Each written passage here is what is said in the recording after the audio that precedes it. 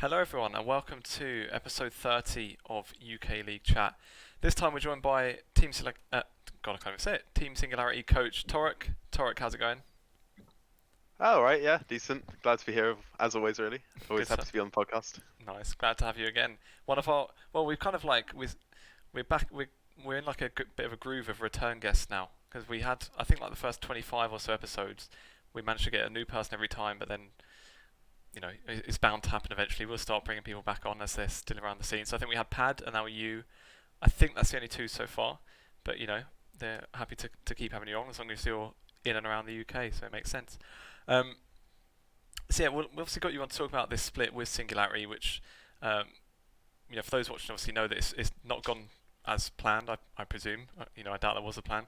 So yeah, we'll kind of get stuck into it and see what you thought of the split, and obviously there has been improvements. It's not been total just negativity the whole time, I don't think. But before we get into the actual play too much, I just wanted to just start with basically talking about how you actually ended up on Singularity. What was your off season like coming from the Nordic League? Did you plan to stay around the NLC if you could, or was there any thoughts of going elsewhere? Yeah, so the off season was really, really crazy for me actually, because I'm in a weird position. I think a lot of staff will feel this in the UK NLC or even just in general in the European scene that you don't know what your next job's going to be, right? When you get to a point of you're sort of in the middle ground, you're maybe on the up, maybe you're slightly on the way down, however you wanna, depending on who you are, right? Um, there's a very little job security in Europe. So you can go one split being on Nordavind and crushing it, and then next split, you just don't have a job or whatever, right? And it's one of those crazy things. So always in the off season, I've always had it not be easy. I think a lot of people say it's always not easy. Um, Bifrost, for example, was one that came in really at the last minute. That was a qualifier team that managed to run with and do great things with. WLG was, you could argue, chance. So in this scenario, Singularity was almost very late on for me. It was not something that was immediately right there.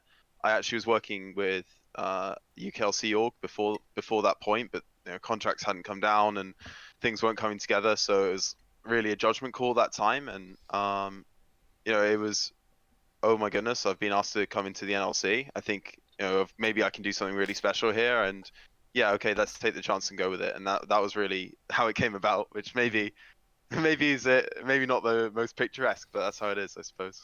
Yeah. Fair enough. And with it being like a bit of a late move, then was the roster already there for you, or did you have any say in that as well? No, I had to say on the roster. The roster was there was some piece in place, so Scoot was already in part of the Singularity roster, and when I came in, there was not an assumption, but there was a hope that most of the Singularity roster from last split would remain on Singularity. That was where it was at.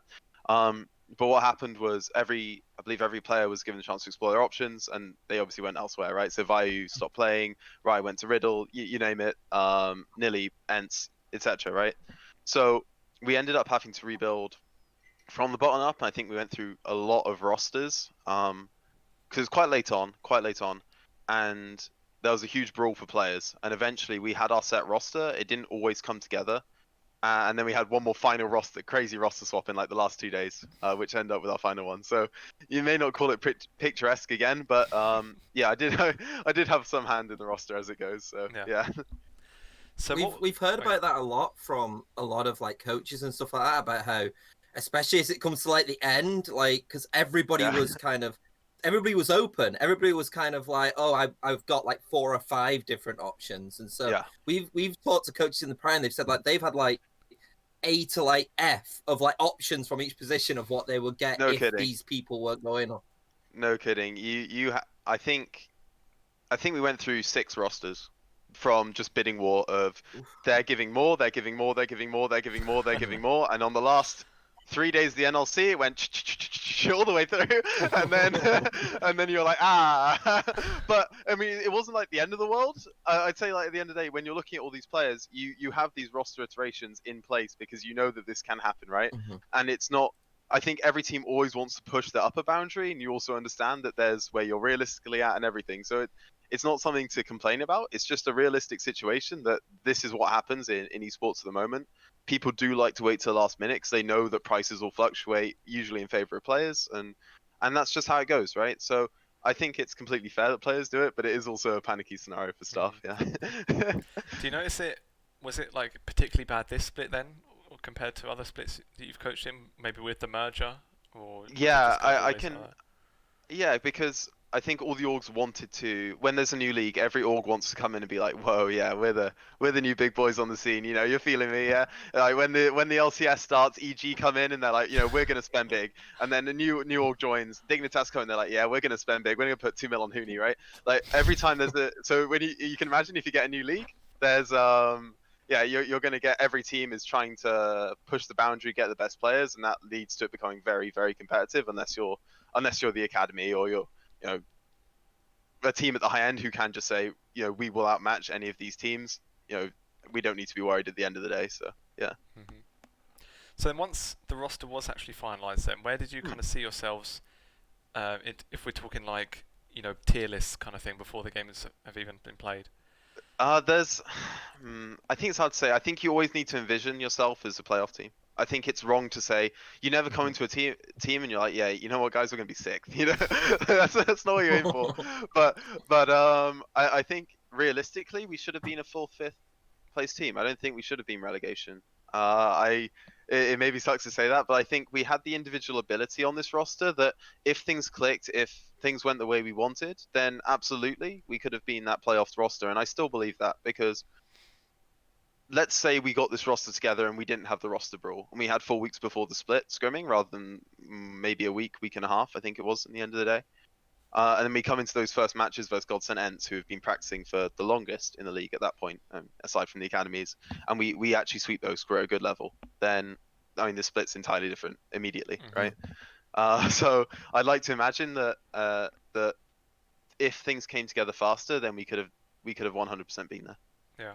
And I think that's what I was seeing quite a lot of. Like, it's funny because even when you had not won a game, there was this constant thing of, well, they're getting every week. It was you were never getting worse. You were always getting that little bit better, and that was all that was kept talking about. Because it's not like it's funny because we had two sides who hadn't won a game in M&M and Singularity, and if you look at them from the scoreline, you think they're exactly the same, but it was completely different situations from both ends. And both have kind of done different ways to, I would say, to try and rectify that. But with Singularity, I just saw them getting better and better and better and better and better, and it kind of made me think, like, there's only 10 games in which you play in total. It's not a lot of games to kind of play in, and it does kind of punish sides who, like you said, you've openly come out and you've said, like, you hadn't had that much time. Whereas, for example, obviously maybe like a Godsent, who is a lot of it very well documented, a group of friends who have played with each other for quite a while. They kind of got the added benefit, and you can kind of see where Godsent are now falling on the latter half of the split as compared to what it was at the beginning, when a lot of it was more kind of chemistry. So it's just kind of one of those situations, really, I think.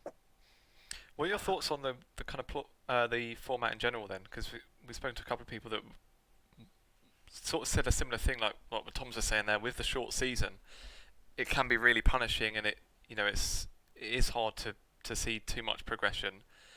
So what were your thoughts on it, sort of before and after you've actually kind of been in there? So initially, I like the format. My initial take was, this makes sense. If you want 12 teams in the league, it's going to have to be this way because you can't have a 14-week season or to that extent, right? So you're not going to get the ideal round robin. So I thought this was probably the best way of doing it because you're still giving the double round robin. You're still trying to split it down the middle. And I think it was I think it's a good format. I genuinely believe the NLC is across the board a good ecosystem actually at the moment, which is something I haven't been able to say about the UKLC when I've been in it for the past year. At all. I always thought the UKLC was terrible with the way it was set up with the tower and everything. I thought it was just like, what are you doing, right? So I think I think the NLC is good. I think it is punishing. No doubt about that. It's punishing, but it's good. Yeah. So as long as you I can 100% imagine NLC continuing with this format for years, as far as I'm concerned, as long as the league stays popular. I would say that the only thing that I would maybe change would be give like one extra game from the other side of the group or something along those lines. So you play 2 games in your group, each player twice, and then you maybe play the other team once. So like Um, the LCS did like a few years back. yes, I believe that was what that was Yeah. the whole LCS format, wasn't it? So Yeah, that could potentially work. I can imagine that. Yeah. but again, it is one of those things, isn't it? Where I mean, obviously, it's unfavorable in you guys because you finished bottom, but you kind of look at it in a group of 6, the top 4 make playoffs. So it's like it is punishing, but more than half of the teams who actually compete in that league do end up going into a playoff system in the end anyway. If we were a better team, we would have made top 4. I mean, that's Mm. bottom line, isn't it? Really, right? That in this situation, you don't feel bad about coming last because you lost to every other team that you could have beaten. Right? If I think the difference was in the past, it'd be like, oh wow, well, you know, what was a good example? Diabolus, they played the bottom 4 times, and then the bottom 2 in that UKLC split a while back played the academies 3-4 times. You're like, oh yeah, this is really, it's really a good indication of team skill here. But no, this is as far as I'm concerned, it is fair. We should have won more games. We had the ability to sweep last week. I think we should have swept last week. We didn't, right? But at least you can reflect back on it and say, if we were a better team here, we make playoffs, right? And I think that's all you need a league format to do at the end of the day, right? It needs to be fair as far as it can be, I suppose. Yeah. And Tom mentioned a couple of minutes ago there about Godsent, with it being like this team of, well, it's like basically a ready-made team from like some qualifiers, I think, or something like that. And Godsent's just picked up the 5 essentially. Do you see more teams maybe even going for that? Because I saw a bit of backlash against Godsent before the split started, because you could say it is a lazy way of building the team. They seemingly, well, from what people have said, didn't want to spend too much money on it, so they've just gone and got a group of 5 players that were willing to play for them. And lucky for them, I guess maybe with the shorter season, it kind of has worked out a bit, because they were a team that were stronger from week 1, like you said, where they've had obviously pre-existing synergy and they've been playing with each other for a while. So do you see any teams maybe trying that way, seeing that it has actually been a bit of success for Godsent? I would be surprised, because I would say the general opinion, or at least my opinion, I don't want to generalize the community, right, is that the Godsent were very lazy. I think they, if that had been their pitch going into the NLC, like, yeah, we're gonna pick up an LCD team last second to represent us, something tells me that, and that's not to do the Godsent guys just a misjustice. I think they've done really well, actually. So I want to caveat that, right? But if it was Godsent going to NLC, going to Riot and saying that's what they're going to do, I think nobody would have liked that. Nobody would like that. I don't think it's actually a good strategy either. Maybe it worked out, but I don't think that's there's a difference between something working and something being good, right? So I hope not, to be honest. But at the end of the day, I mean, it worked for them. I think you've got to give them credit for where credit's due. I think whoever's been running that Godsent operation, I think Mikma and that LCD team brought in Vandetto. They did a lot of good stuff there. I think they've done a really good job to actually bring in good coaching staff around them and form themselves into a good roster. So it's absolutely worked out. I just don't see other teams doing it, really. I think what other teams may do, and it all depends on the ecosystem with ERLs in general, is that it would be nice to get some more stability. So instead of getting like 5 new rosters, 5 new players every single time, because obviously that it's a short season, maybe there is more of an emphasis on maybe we should just keep these players. And maybe it's not, maybe it's different now because obviously we're in summer, but I'm thinking more for like spring, summer next season. Maybe they think, instead of just going for half a season, we'll just change 5 the next split. Keep these players, because I think that will actually give you an advantage going into a side who in spring basically have a new roster, then summer have a completely new roster. Oh yeah, I think if you have 5 and 5, it's a lot more beneficial. Yeah, if you take a look at Prime League, you take a look at LVP, you take a look at the bigger leagues that have like half gaming house, half not, for example, you'll see that there's not that movement between spring and summer, right? That where those fluctuations used to exist for these teams, then now maybe they keep 2, 3, 4 players, right? And they keep the same coaching staff very often, right? And it's because over that 4-month period where Worlds is going on and EMAS is happening, every other team is now working behind the scenes to secure what is their 2021 or 2022 roster. And I'm actually much happier about that overall, at least in the more developed ERLs. I mean, I think NLC isn't there yet. I think UKLC won't be there, almost ever now because it's a Div 2 league, for example. But it's going to be something that will continue to happen in the NLC. NLC should move that way 100%. And I'd like to think that, for example, if Singularity remains the first the first look in the NLC will be, well, what players performed really well this split? Who could we build around? Because we already know them. We've worked with them. We've given them resources, right? So it makes perfect sense for Singularity to maintain players who are doing a really good job, and hopefully other teams will begin to do the same. But of course, it doesn't always work out that way. And I think as well is that we've got, and it's no offense to obviously some of the UKLC orgs, but I feel like we've got stronger organisations in this league as a whole anyway. Just with the fact of having, like, you've got the 2 academy teams, which is always good, I think, for a league anyway, really. Then you've got, like, Nordavind, you've got ENCE, Godsent, Team Singularity, who are well-known names in not League of Legends per se, but outside of League of Legends especially. And so they've got kind of organizations around them. And then you've kind of got up and coming kind of like you've got like your Tricked, who's quite up and coming. And then you've even got like M&M, who's got a good brand in the UK scene, and hopefully that can develop wider. So I do think that there are bigger organizations from a stature standpoint, and obviously with like Nordavind and Munster at this point, probably from a financial standpoint as well, which it'll be interesting to see what happens, I think, with Nordavind and Munster. Mainly Munster because of what they're going to do with that roster, whatever they're going to do with that roster. Yeah. I mean, the better finances and I suppose better, wider organizations with better structures will enable more continuity if they want it. I guess there's a caveat of if they want it, right? Maybe you don't know what's going on behind the scenes, so they may have a different approach, or they may see things differently from this split going to next, even from the public view, right? But absolutely, it should, fingers crossed, go that way, right? Yeah. So that's my hope. And it's funny because when you say that is when like so for example, if I had not looked at any of the rosters and had just seen the organizations, I wouldn't have I would put Godsent higher just off the brand of which I know Godsent are. And I think that they'll be very happy actually where they are right now if they could finish it. But I think it was last week where they were saying like some organizations might not want to invest right now because they want to see what the money in it is, and then they'll try and work through that. And I think that when I saw that, I looked at then kind of Singularity, and I kind of looked at like Godsent, and I thought like maybe this is because of the background in other or like divisions and other esports that maybe they've looked at this as an opportunity and want to see where it goes, and so don't want to spend the Nordavind money or the Munster money at that point because they just want to test it out first, which I think is a smart business decision to do. Exactly right. I think Singularity. I mean, I'm not a spokesperson for the org, right? But they have I think they've got 17 titles which they compete in. They've just signed a FIFA former World Championship roster or something.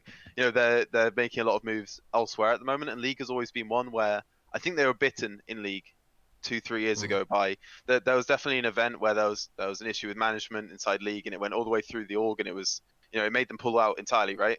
So they came back in sort of very hesitantly in spring, and then because spring actually went smoothly and that Scoot roster they picked up went well, they're like, okay, we're interested enough now that maybe League can be something we grow in, we invest in, but it's not something which as an org, this is like the Singularity brand is built on League of Legends. We are a League of Legends org. It's not the same thing.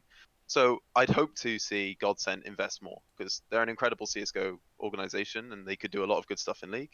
I'd hope Singularity will, if we survive and they again see the profitability in the league, then hopefully they'll invest more. It's a smart decision. Maybe just because a lot of teams have interests elsewhere as well, which is the case now. Yeah. I think just going back to the point where you guys are saying about continuity with rosters as well. I think even from from a fan perspective, I think it makes it like it's more to kind of get behind. Like if you can't really, I don't know how to say it. It's like kind of hard to get behind a team if the players change every split. You don't really get that kind of connection, if you like. Look at like traditional sports and people follow teams. Yeah. It seems like in esports, and it's especially because it moves around so much, people really just follow players and just root for whoever their favourite players play for. And it's not until I think you get a group that becomes popular. Like you look at someone like G2, for example, where their roster's obviously sticking together now for like the next couple of years. I think that really helps to actually get the teams, get more fans of teams rather than just players, and even just for not only for fans to kind of follow teams, but even just to understand and follow along what's actually happening. Like especially with the stuff like BBC getting involved and things, it's going to be, if you get these kind of more casual fans that are watching it every now and then it gets to summer and every single player has changed team, then they're just going to be lost again, And yeah, I think if they're trying to get more kind of casual people into it, then the continuity will help with that as well, I think. Absolutely. So let's talk about some of the actual, some of the stuff that actually happened in the split. 'Cause when I was kind of looking back through your guys' games, there was like a few games I think were kind of like key points, if you like. Yeah. One of them, I think, being in the very first week was the game against Godsent, where, like you said, Godsent came out and well, they obviously were better than everyone expected. I think it was a week after they beat Riddle as well, so it wasn't like they don't, you were the only guys that kind of got unexpectedly beaten by them. But that was the week where obviously you had the game, like you mentioned, with Scood early on as well. So what were kind of the issues you were seeing in that week? Because I think you came out and said that there was a lot of stuff to work on from that. I think there'd been something, maybe Scood has some personal stuff going on, but you imagine that wasn't the only reason that the games went against you. So what were the kind of key things you saw, even just from week one, that you wanted to work on with the team? So thinking back to week one, I remember we came in, so that was 10 days into our practice. I think it was exactly 10 days. We'd had 10-day practice, 2 rest days in the middle of that, so about a week's total scrims. And I think what I remember going into it is we looked like a team that didn't trust each other.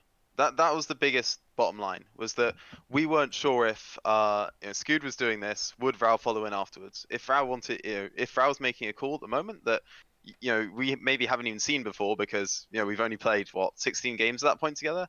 Do you just instantly trust him and go with him, right? And I think we had some issues to work on in team culture, trust, and making sure that actually, if something would happen, we do it as a team, regardless of whether we think it's good or not. And that was something which we had to break down, and we hadn't fully broken down yet, right? So I think it was very evident in our first 2 games that we actually had winning positions. We had winning positions in both of those games, where we then bottled it. It was just like, oh, we could go for this, but let's be risk averse. And we wanted to move, we had to move towards, we're in a winning position. It's a 60-40. We're going to take this, right? And that was the biggest barrier to break. We did that. And then it was actually refining the gameplay surrounding that, which took the rest of the weeks, I suppose. And I guess if you're saying that, we are kind of like in Scoot's defense, really, like if there's any position that, if the whole team's not behind a move, if there's any position that's kind of likely to suffer, you imagine it's maybe jungle and maybe support, the ones that would be kind of making those decisions, making engages, and if the team doesn't follow up, it also, it just kind of makes you look, it kind of looks worse from a viewer, because you're just seeing this person go and do something on their own. But a lot of times like that, I imagine it is to do with comms and things as well, where if everyone had gone in with them, it may have looked totally different. So that's fair enough then. Another game that I thought was quite a big point was the one against the first game against XL. And you've kind of touched on it there, that even in the first week there was kind of winning positions. This was the one where I don't think anyone really kind of gave you guys a shot. No. And to see you actually winning was a surprise, but it almost looked like they didn't know what to do with that. Like, it was like, oh shit, we're winning. Like, what do we do now? And it just kind of like stalled. I was very angry. Yeah. I was very angry. I remember this because I was kind of like, and I was just angry with the fact that, because was this the one where, was it you took 2 Barons and got Soul? Was it? I think it was. Oh, you name it. I think we had everything. I think we had everything. And then literally XL just did like one move. Malphite ult or something. It's like 5 minutes. Malphite, Kasing, oh God. Don't. And I was like, and the thing which I pointed out was the fact that it was like, for me, no matter who you are, you shouldn't have been losing from those situations. Objectively, everything was there. And now you actually talked about kind of before, like, was it kind of just this unsurety of kind of going and committing? Because that's what it seemed like throughout that entire game. I remember being so angry. Now imagine being on the coaching staff now. but yeah, absolutely, right? We had adopted a new play style, or I think we found our footing a lot more going into that Excel week. I think I remember tweeting something like, "Oh, really happy with our progress this week," something like that, right? I was like, "Oh wait, I'm actually gassed. We can do something this week." And I think I came back and looked at it, and that Excel game, if it was a scrim, I mean, it's done in 20. It's actually done in 20. Like, the way we played, the way okay, there wasn't perfect vision setup. There was far from perfect in a lot of areas. But if we had scrim games that week where we had that sort of lead and we closed it, and I think it maybe came a bit down to game day, but I also think it came down to us not being refined enough as a team. And this was, I think, our issue throughout this entire split. I mean, we've got two games left, right? Is that even when we'd find ourselves these really good early games, these really solid early games, and actually it's very simple to close out from those aspects. I mean, you guys will say like, oh, it's done in 5, right? We would then struggle to get into that setup, and I think this has been our issue the entire time: is we do not get into that setup well enough. We will always mess it up. Someone will stay for something, someone will want something, or we just won't recognize it, and it's really frustrating. It's utterly frustrating for the players, for me, for everyone, because everyone wants to. Everyone wants to get into these wins, right, and playing good League of Legends. But if something's not clicking, no matter how hard you try in this mid-late game, then yeah, it's really frustrating. And this was maybe Excel was maybe the best first indicator of that, because that should have been us. It should have been, absolutely. Very true. But it wasn't long after that where you guys did actually close one out. Oh my goodness. And that was against Nordavind, which again was another team where I think we probably predicted Nordavind to win, and I would think it would have been a huge surprise. And that was one where it was like, yeah, it was like a solid start, but it was like it didn't slow down either. It was really convincing. That was like, I thought even more kind of in your guys' favour than the Excel was. What the Excel one was, obviously, until it turned. So was that just a case of building on what they've been learning, and just the extra time just kind of helped that growth? Honestly, a lot of this split, I feel like if you just you could picture as if it's almost a what if, right? What if we had 2 more weeks? What if this game where we have a huge lead we close? Because I think it's not an unfair statement to say. I think our first 2 games we were abysmal, but beyond that point, Excel we could have and should have beaten. Riddle we could have and should have beaten. Nordavind we could have and did beat, and Godsent and ENCE we could have and should have beaten, but alas, it did not happen. and we always had these winning positions. I think that is the bottom line. The first 2 weeks I was so frustrated and so disappointed in how we turned out, because I could tell that we just weren't there. It felt like we weren't there. And when I feel like a team isn't there, then it's way better to own it and say, we're just not where we need to be. And I think going past that point, every week we grew a lot. We got to a point where actually we were where we needed to be to win that game, but whatever happened on match day, we just couldn't pull it through, and that maybe is really frustrating. But I mean, that is a combination of a huge amount of variables, which at the end of the day I could have controlled better. The team could have maybe done something else. We could have done better in off season. And at the end of the day, you want to look at all of those at the end of the split, find out what could we have changed, what was the thing which actually we could have done collectively better to make those small margins. And if we did that, then we could be talking about a very different split right now. We could be talking about a 4-2 Singularity, if you think about it that way, going into this final week, right? So it's very interesting for sure. But yeah, time is a big factor, I suppose.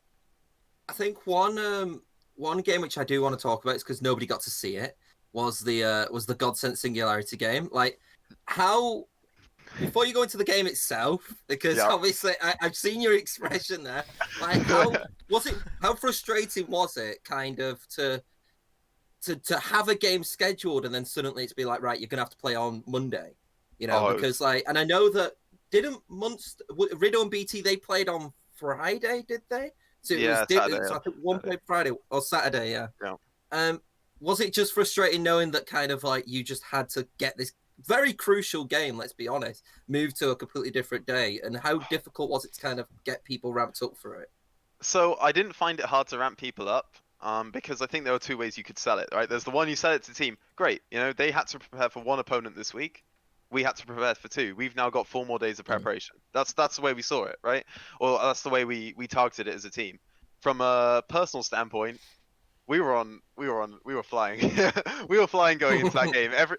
Because we'd beaten Nordavind and we finally got over that match day hump of like, okay, we can actually just slaughter teams like we have been doing in scrims. We were like, okay, let's go and actually do it to Godsent, because we know that this team is one that we can smash in the early game. It's a team that if we display the same tendencies and skills that we have learned over the last few weeks, then we would take them in mid-late game. And it's unfortunate that I think maybe the headspace did change a bit between then and Monday. Not that scrims went super downhill or anything, but naturally when there's a 4-day break between your comp game and the one you just come off a really, really happy win, a really, really inspiring win for the team, it is unfortunate that it got moved because of tournament maintenance or whatever it was, client maintenance, I think it was in the end. So it's one of those. Mm-hmm. And what actually happened in the game then? Because I know only 35, only 35 streamed it, I think. But then, yes, if I didn't see it at the time, and I went to rewatch it to see if it was on his stream, and you've got to be subscribed to him to watch it on his stream. And do you? and that must just be like, I don't know, the settings he's got on his channel. And you know, sorry about. I'm not going to subscribe to watch it, so I just thought I'd ask you straight what actually happened, because you can see like the match history at least, and that was like you guys were like quite far ahead. Just looking at the gold leads at least, then they were ahead, and then you guys were ahead again, and then while you were still ahead, they won, and you actually finished still with a gold lead. So was it like as crazy as that looked? Was it that back and forth? What actually happened in that match? It's one of those games that shouldn't have been back and forth, but somehow ended up being back and forth, is the best way of looking at it. We were reading off the hymn sheet when it came to the draft. I mean, we genuinely sat down and practiced it for 4 days straight versus you name it team in scrims, because we knew what Godsent were going to do. This was our game plan. We knew we were going to lock in. I think it was Kale in that game, or we had a split push on top for sure. You know, and we're going to play this way. We're going to enable Flaxish, and we know that he is simply going to be better, and we're going to play better around him than they do around Champion. And that was our game plan going into it. We were very confident in it. We'd performed versus, I think it's unfair to say better opposition, but you know, we'd done it in scrims versus decent teams. I think it's fair to say. And it was really heartbreaking to see that on game day, call it nerves, call it whatever you want. We didn't pull it together. We got the first 10 minutes, and then you know, we hit a hurdle, and rather than jumping it or sliding past, we ran straight into it on our face, and then it got a bit worrying after that. And yeah, you know, it's one of them. I wish it wasn't, because I think the lads did do fantastic work that week, and I genuinely mean that. Going to Nordavind, Godsent, ENCE, we all knew that this was the make or break week. Everyone dedicated themselves so heavily to trying to make sure we could take that, and I think having those last minute jitters versus Godsent did impact the ENCE game, but obviously impacted the entire season. So, you know, it's unfortunate, but yeah. And just kind of like unrelated to what actually happened in game. I just wondered, what were you guys kind of given options of how to broadcast it if you wanted to then? Because like obviously we said only 35 streamed it. The Excel game, I think Hat-Trick streamed it for them. Yeah, Hat-Tricks it so was, did they just kind of say like, oh, if you want, someone can stream it, or was there any? Do you know if there was any plan? Because this is something we, you and I obviously spoke about a little bit in the DMs. Was you know, if there was a chance that even there could be like a community cast or something. So obviously, I can understand for NLC they'd have to, you know, pay their casters and their broadcast team and everything. God, imagine that for another day. We would have done it. Just stuck us in the game. We'd yeah. Like, yeah. So well, this is going well. Do you know if they actually did think about letting community casters do it? Because I think they did for like UKLC qualifiers. They let people do it. So do you know what the thought was around that, or were you guys? Well, I can make some educated guesswork combined with what I know, right? So I know for a fact that they weren't planning on doing an official stream, and they said it would be off stream. I think within the hour they said, you know, it's not going to be streamed by us. And then it was at that point we inquired whether we could get community casters to do it, because it was such an important game, right? I think if people were fans of the league, and especially from the Singularity standpoint as well, I mean, I assume most orgs would want their games to be streamed, right? So we asked, can we get community casters? Could we look around? And I think for whatever reason they didn't want it. They didn't really ever respond to us on that. They just said no. And I think it was on the actual match day, Hat-Tricks put in the just messaged them and said, could he stream it? And so we did the same with only 35, but that was legitimately all that went into it. I think it's potentially due to them having sponsors, and they need to make sure there's a certain quality of broadcasting. Would be my only guess. I can imagine that would be what they'd look at, but it's unfortunate, because I think everyone would have enjoyed having, or it would just been a good opportunity for the community for, you know, to name some of the UKLC casters or UKL casters to come and do it, even even then they'd have loved to do that, right? So Yeah. yeah, but that yeah, unfortunately the NLC didn't want it, so that's really the bottom line. Yeah, I think the only thing I can think of is like you said, it's a branding and sponsorship thing. So obviously, you don't know when, but if a sponsor ends up coming onto a stream and then it's a community stream which they see, it then looks a little bit unprofessional. It's a once in a lifetime kind of thing, isn't it? Where the one time maybe a brand sponsor comes in, it's kind of this quality, and then I think you've also got to. While obviously probably we know a lot of like the casters and stuff like that they probably might vet the casters or if the casters say something which could be seen as inappropriate, which I doubt they would do, but obviously they're probably on the veering on the error caution.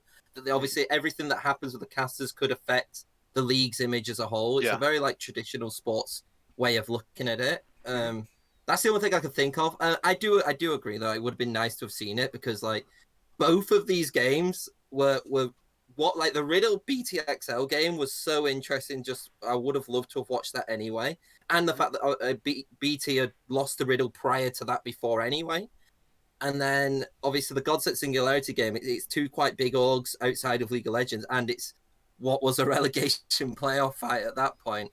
It would have been nice to have seen them both, but I can understand both sides of the argument though. It's one of those. Good job we didn't get any upsets, did it? Oh, yeah. We did. Riddle beat BT, didn't they?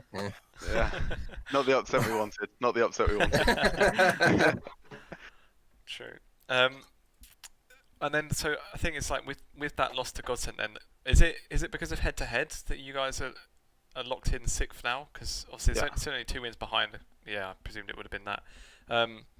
So that means you guys are going to be in the relegations. Obviously, there's still a week left of the NLC first. But just kind of looking ahead to that, have you guys looked at all at like which teams are in Telia Masters at the moment?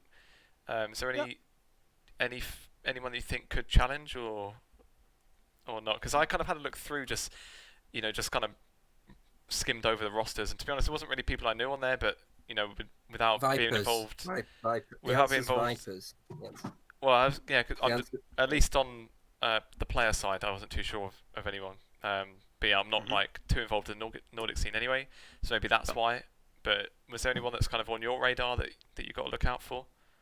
So thankfully, and I think this may be a good thing from my end, is I've done the UKLC and I did Nordic last split, right? So I actually had the benefit of looking at these players beforehand in maybe previous seasons. That okay, I know what this guy's about, or I know what some of the internal issues of this player are, which is always a beneficial thing when you're prepping. But right, you know everyone, and I think actually looking at the top of these leagues, I think they've all had their finals this week. Yeah, I think it was today. I think all the finals are actually on today in their best ofs, apart from the UKLC, which is obviously in the last week, which is really tense at the moment. I think there are a lot of good teams coming through. I think it would be ridiculous to say that these teams are bad, actually. Unique Club look really, really good from Sweden, or at least they look like they could challenge. I'm expecting them to go through Telia Masters. I thought Absolved, I think they're now knocked out, but I thought their Danish roster was one I was expecting to be seeing in Telia Masters. I worked with Shackle and Fiala last split, and I think they both had a really good shot with this Danish Absolved roster. And the UKLC teams, there's variance, but I would imagine London being incredibly strong. London should be incredibly strong. I'm actually 100% sure that if this roster can get its act together just that little bit, that they would have a very high chance of taking a spot. So it's one of those things we're not taking for granted, absolutely. I'm already watching all the teams. I think we spent today watching some VODs of some of the teams, right? So it's one of those where we're ramping up our preparation for. We have to make sure we get it right, because it's only 2 best of 5s or whatever the format's going to be, right? So we need to nail it and make sure that these strong rosters that are coming from a winning background, they've gone 8-2 in their regular, they've won their final, right? Don't upset us in the actual tournament. It'll be interesting to see, I suppose. There's one roster in there, and I doubt that they're going to get to the point where it's relegation and promotion, but there's one called Nordavind Academy. Now, what would happen if Nordavind Academy win Telia Masters?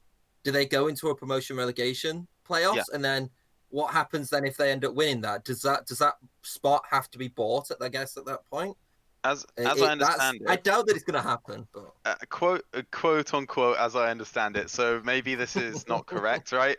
But as I understand it, if an academy team promotes, whether that's Munster, whether that's Nordavind, whether it was Dusty, whoever came through, what would then end up happening is the spot actually belongs to the players. The spot belongs to the players. So the org is maybe entitled to some cut depending on what the contracts have gone through or anything like that.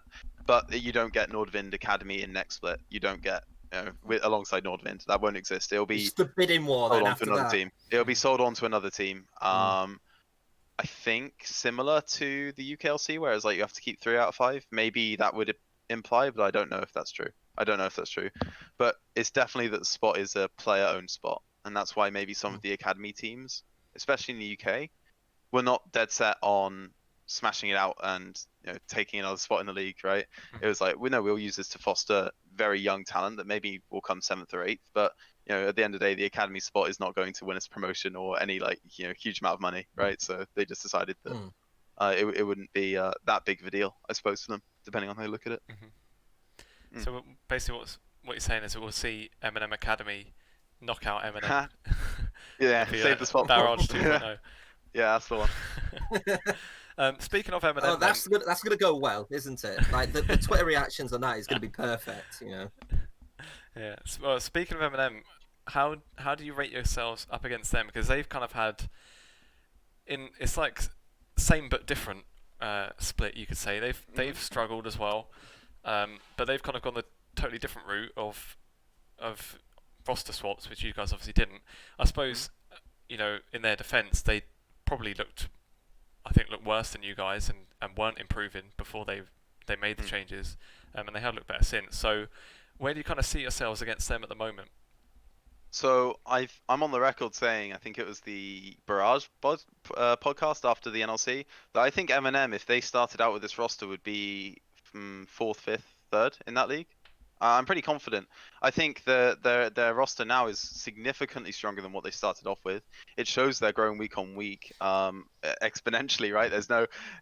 Really, they've looked 10 times better than any sort of improvement they've had in comparison. So I think they're a really scary roster. I actually think M&M are incredibly strong going into this promotion relegation. I'm a huge fan of the mid they brought in. I don't know much about the support, but I can imagine them just keeping their spot. I would be very surprised if they don't, and that's it shows how much a roster swap can do for a team, and I think they had a coaching staff swap as well. But they are I think they made really good changes. Maybe they still survive. I think actually if they beat Barrage this week and everything evens up, there's a tiebreaker, right? So I think there's a very realistic world where M&M go 2-2 this week, Barrage go 2-2 this week, depending on how good Dusty are, and maybe M&M even keep their spot, which I guess is crazy to think about, but their league didn't. There weren't as many upsets in that league as there were in mine, so unlucky, I guess. I think what's interesting as well, I think, is that while M&M, I would say, overall have been the worst side, I think, in the NLC. I actually agree with you. I think that the roster right now isn't the worst roster in the NLC, if I'm being honest. But there's this comparison, obviously, that I would arguably say that is I think Group B. Yeah, I would arguably say that in terms of quality, like Group B's kind of stepped it up over Group A in the sense of what I think the actual two teams are. What would you say? Put this as a theory, yeah. Even with the roster and the kind of the changes which would happen, where would you put them in Group A? Would you say that they would be the same where they are right now? So say you two swapped, where would you see where you are and where would you see where they are? I think it's always hard to comment on where you'd be because again, my gut reaction would be, I think we'd be 4th. I think there's a world where we could be higher. Knowing the level we've been scrimming at, I think this is the horrible thing to say, and I think there's some rumors going on in the LEC at the moment that some of the bottom teams like the scrim gods, right? But it's like sometimes you can be actually a good scrim team, and then on the day you don't perform the way you want. And so I could say, well, if I take the level I know we can be at, and I slot us into that group, I could see us being 4th, 3rd place. I genuinely believe that, and maybe. It sucks to say that, right? So maybe M&M are in a similar situation. Maybe M&M would come into ours and be, I think maybe with their initial roster, I'd be very surprised. Maybe they could beat.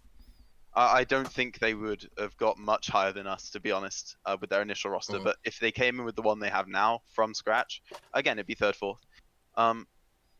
I guess on the broader topic you brought up about the groups being one slightly better than the other, Uh, I'm not entirely sure. I think you'll see in playoffs actually what the difference is between the two groups. Because I think one thing to bear in mind is, we watch the other group as well. You can also scrim the other group. You have that option because you're never going to meet them until playoffs. So first week, first 4 weeks, you could be scrimming other NLC teams if you wished, right? And so you know what the level of the other group is, and I wouldn't call it particularly higher than ours, in my opinion. But that's only what I've seen, right? So. Cool. So let's maybe talk about some of the games coming up this week then. Get your thoughts on some of the other teams while we're at it as well. Now, I'm not sure if you've been watching many of our recent episodes, but this split we've been doing like a game of the week as well that for our predictions is worth double points. We've gone for Barrage against M&M, which is the one you mentioned there. It is a huge decider in that group.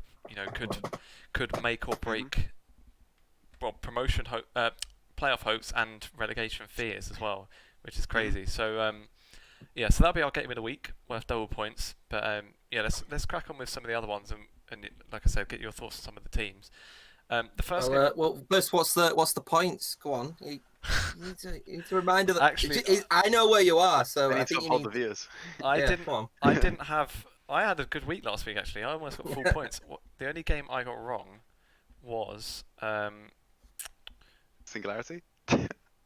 Singularity. It wasn't. I got that one right.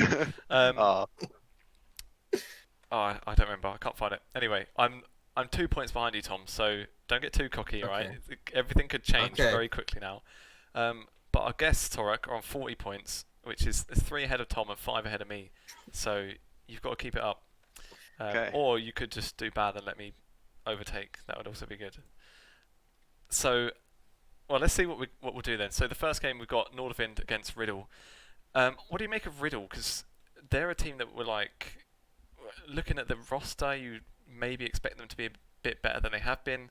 They've been upset a couple of times, but then they've also beaten Excel, so it's a bit of a weird one. I think really inconsistent.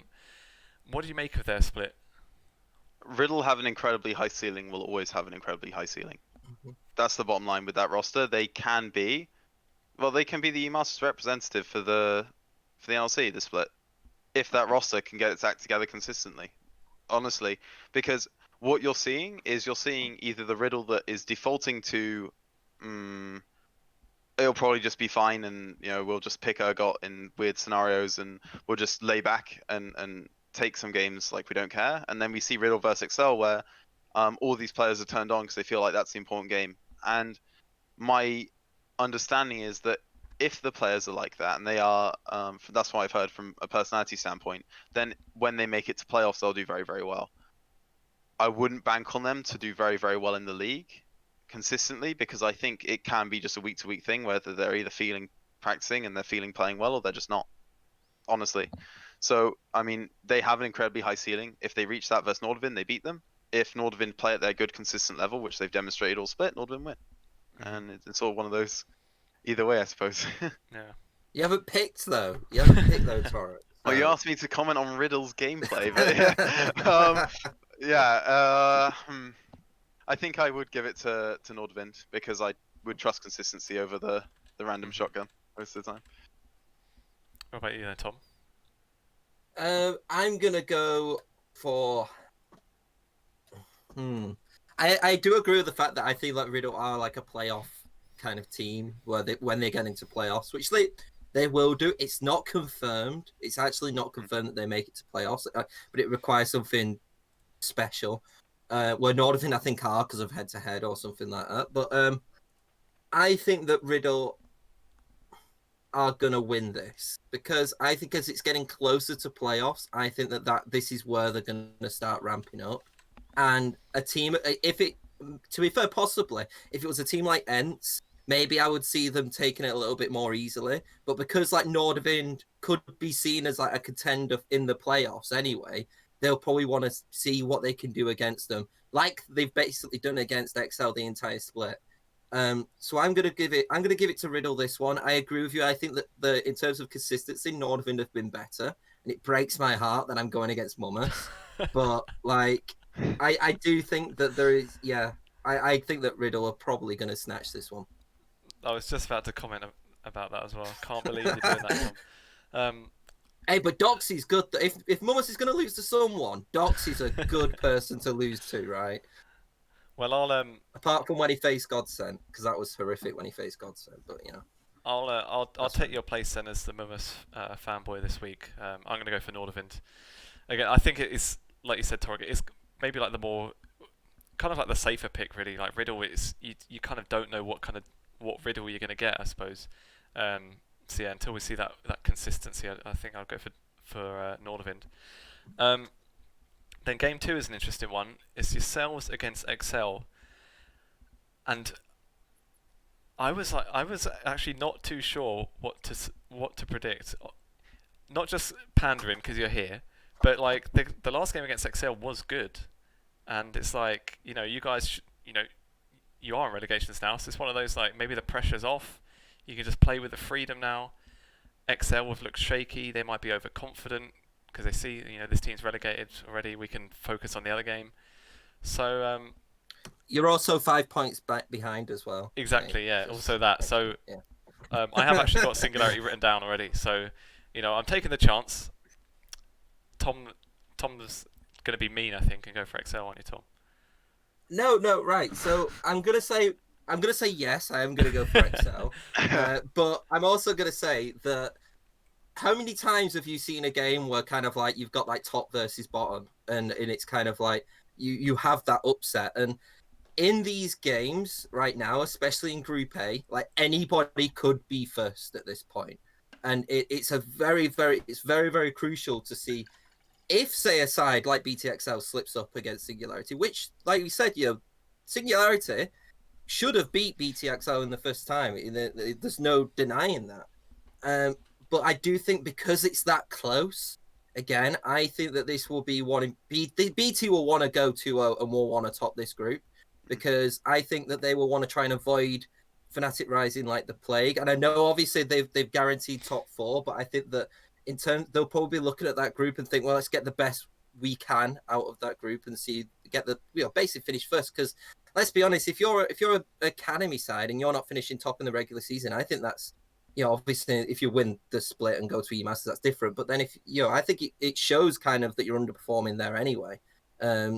So I am going to go for BTXL, but I do get your point. I do understand that Singularity could do this, but I think because it's so competitive, I think every one of those top 3 teams will be at their best. I think. True. Go on then, Torok. Tell us why you're going to win.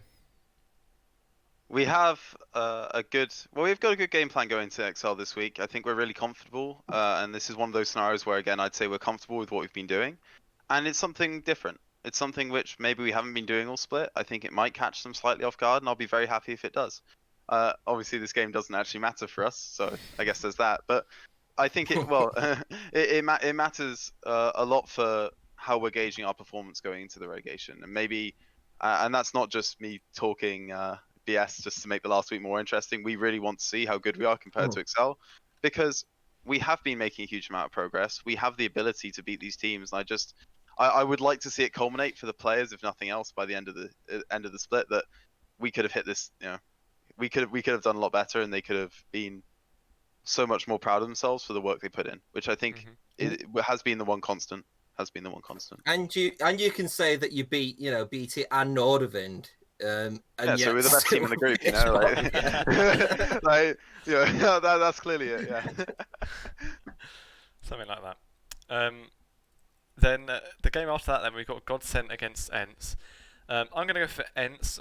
I think they've showed like not a huge improvement as the weeks gone on, but they've kind of showed, I think, a bit of a steady upwards trajectory. And we spoke about it with ATL last week, but I think especially when Kevo's got an on day, like get him on Ezreal, and he'll he's done it a few times. I think all of their wins he's played Ezreal, and in every time they have one, he's just like 1v9 pretty much. So yeah, I'm going for ENCE. I think by this point, people, we talk about that Godsent maybe had a bit of a buff at the start that they'd all been together, but I think by this point, everyone should have got the synergy and everything together, and yeah, I think ENCE have slowly looked better and better. So I don't think I don't think they should have too much of a problem.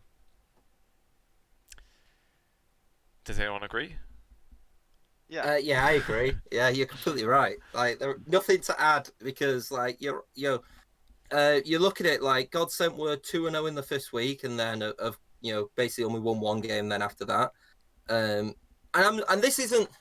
And this is not me slating Godsent as a whole, because I think they've, the fact of the matter is they've got 3 wins. They've secured themselves into next split. I think that's really, really good. And to be fair, if they do beat ENCE, there is a chance that they could go into playoffs. Like they do have the opportunity to do so. So I think it's a massive win for that group of players, and probably the organization as a whole, because as it's well documented, they didn't really spend a lot and have managed to keep their place in the NLC. So for them, they're probably looking at it quite good. But yeah, I agree. I think ENCE are just the better side at this point, and I think you can only go so far with kind of being a group of friends and having that core synergy. Because for me, if you've not got that now, I think there's a worry, and and that's the problem. And that was what the problem with M&M was, and that's why they had to make those changes. Mm-hmm. Yeah. I mean, yeah, it's sense for me as well. I think Godsent, for what it's worth, I will always stand by the fact that Godsent players did a fantastic job this split with what they, and I think that's where the focus should be. It's not on the organization, because frankly, the organization picked up this roster built by the players, and the players have been carrying it through the entire split. So really good job to that group of 5. Really good job to Vendetto, who I think's done an excellent job with them. But at the end of the day, ENCE are a stronger roster across the board. They were put together specifically to become a playoffs team, and not just to languish in 5th. And I think they will hopefully seal that this week. Absolutely. Mm-hmm. Then the last game of the first day is Dusty against Munster. I'm going for Munster. Obviously, they've been another side that maybe haven't looked quite as good as we'd expect, especially given the kind of rumours about the kind of prices that they're paying those players, which are a lot of big names. And you'd think they would probably want to be doing better than they are. I mean, the players before the split started were saying they were looking to like win EU Masters and stuff. It's like might not even get. Well, chances are they probably won't get there. They don't look. I don't think they look better than Excel at the moment, who is like the only one they've really got a chance to take the spot off. I think. You don't see them. You don't see Fnatic dropping their spot at the moment. So, what do you make of Munster and how they've gone? Munster's an interesting one for me because, as everyone said going into the split, they have a roster and resources with a huge amount of ability. But I think what was understated going to the split is how these players like to play, and whether that can actually come together in a full roster. So the interesting thing for me was the Fnatic. Let's take old Fnatic or Envision from last split. They were slow teams. They were really slow teams, and they choke you out. This is what Fnatic do this split as well, right? They'll just say, we will be able to win this game by 25, 30 minutes. And it's on you to beat us. And that's where Shikari shines. Shikari is so good when he has to do that. And that's why I still believe, that in the case of Pride on Fnatic, he doesn't really suit that roster because, in comparison to Shikari, because he just doesn't do the same job or as well, right? But swinging back to Munster, Shikari doesn't really match, in my opinion, with Maxlaw, Heaver, and Unforgiven, right? I think actually they've got a huge issue with their solo laners in that roster potentially, because I can see the Maxlaw, Unforgiven, Heaver synergy coming together a lot of the time. Even that game when they forced something stupid at level 1, they managed to get back into it with I think 4 kills on Unforgiven, right? And those 3 players are incredibly aggressive, really good at punishing, will always look to get something done in the early game. And it does mean that Munster are incredibly high variance. I think they've underperformed a lot for the mechanical ability they have. And so it sucks to predict them as much as I will, because I think that roster could have been so much better, but they're just really not the level they need to be to get any further. But I think it's still a Munster win. I think it's a little bit upsetting in the sense of that I kind of look at my Munster right now as kind of a one-dimensional team, and it's get Unforgiven, get him ahead and win through that. And I don't think that's what that roster should have been. With the resources which they had.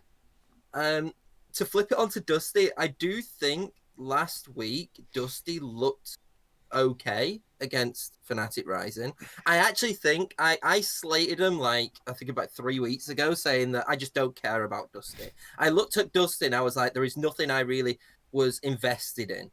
And I do think that they've kind of found that little bit of an identity in these past couple of weeks. Obviously, they played one game last week. It was against Fnatic Rising, so I was kind of like, well, what are you going to do there, really?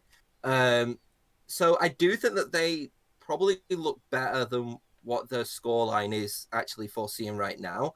However, just because I feel like I don't even know, this might be heart over head because I kind of really want Munster to do well, and I want them to show me that this is a side which is invested and this is a side which has got, let's be honest, the names which should, by the names of what they've got, they should be doing better. And yeah, so I am going to go for Munster, but there's just a part of me which thinks, is that actually the smart choice, or is Dusty the actual side which have, at this point, did Dusty want it more as well? And that's the issue. True. Dusty. Oh, sorry, my apologies. I was just gonna say, like, just Dusty. That we're looking at the week before the Fnatic loss last week.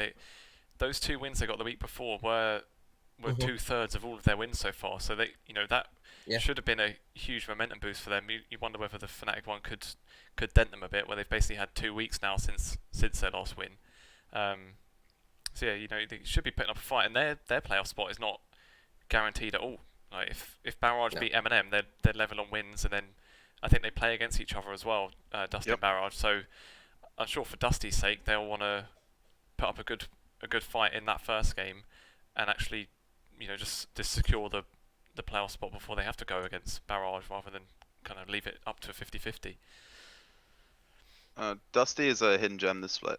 This roster can genuinely has the potential, and this is maybe where you have the impression that group is better. Is that Dusty roster I think could slot into our group and do really well, because I think Charm has been really good. I think Spectre is a really good AD carry. I think Legions has always been a smart mid laner.